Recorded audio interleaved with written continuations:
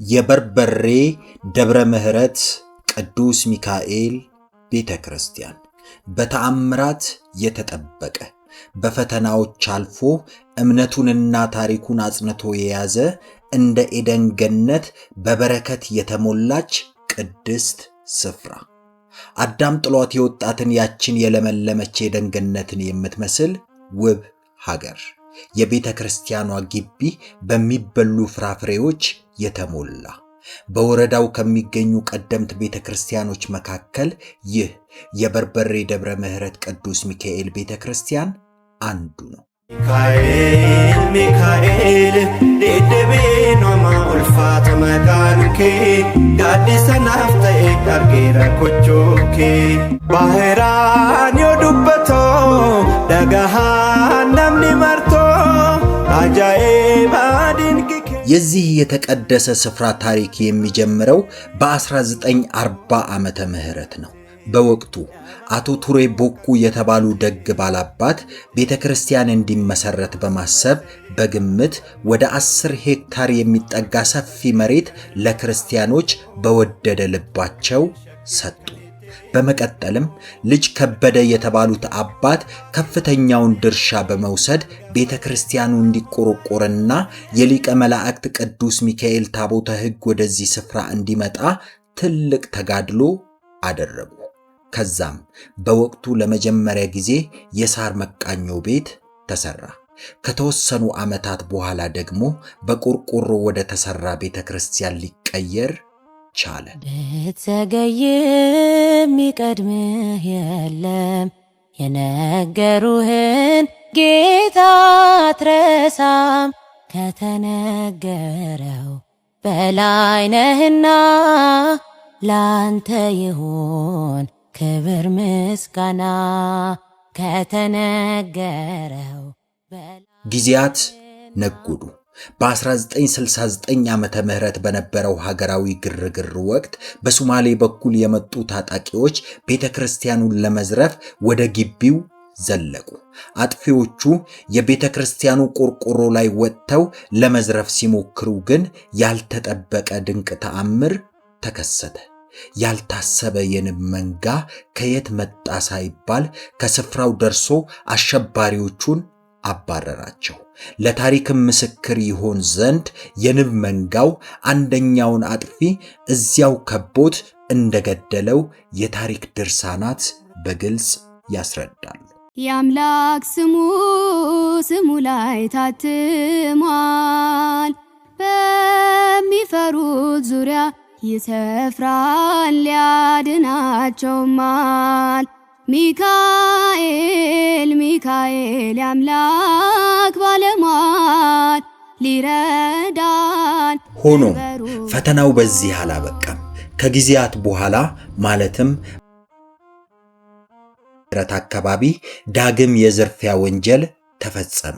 በወቅቱ በቤተ ክርስቲያኑ ውስጥ የነበረው የቅዱስ ሚካኤል ታቦትና እንዳይዘረፍ ተብሎ ወደዚህ ስፍራ የመጣውን የሃሮ ገብርኤልን ታቦት አብረው ዘረፉ።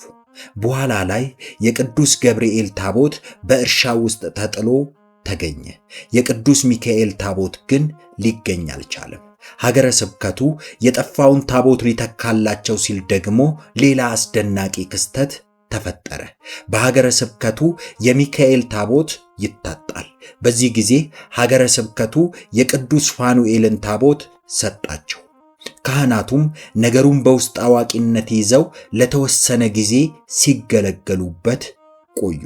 ነገር ግን አንድ መሪጌታ ታቦቱን ሲያዩ የቅዱስ ፋኑኤል ታቦት መሆኑን አውቀው ከዛም ለሕዝብ ይፋ አደረጉ። በመቀጠል የሀገር ሽማግሌዎች ለሀገረ ስብከቱ ጥያቄ አቀረቡ። በመጨረሻም ሀገረ ስብከቱ ትክክለኛውን የቅዱስ ሚካኤልን ታቦት አስረከባቸው። አምነን ተነስተናል ስምህን ይዘን፣ ፍቅርህን ማዳንህን ተስፋ እያደረግን፣ አብረን ስትወጣ እናሸንፋለን ቀኝ ስትረዳን ምድርን እንወርሳለን። ዛሬ በዚች ቤተክርስቲያን ውስጥ የቅዱስ ሚካኤል ታቦትና በደባልነት የቅዱስ ፋኑኤል ታቦተ ሕግ በአንድነት አድረው ምዕመናንን እየባረኩ ይገኛሉ። አሁን የምታዩት ጥንታዊ ይዘቱን ጠብቆ የተገነባው አስደናቂና ግርማ ሞገስ ያለው ይህ ህንጻ ቤተክርስቲያን ስራው የተጀመረው ሐምሌ 10 2000 ዓመተ ምህረት ነበር። ግንባታው በሙሉ ተጠናቆ ለአገልግሎት የበቃው ደግሞ ጥር 26 2010 ዓመተ ምህረት ነው።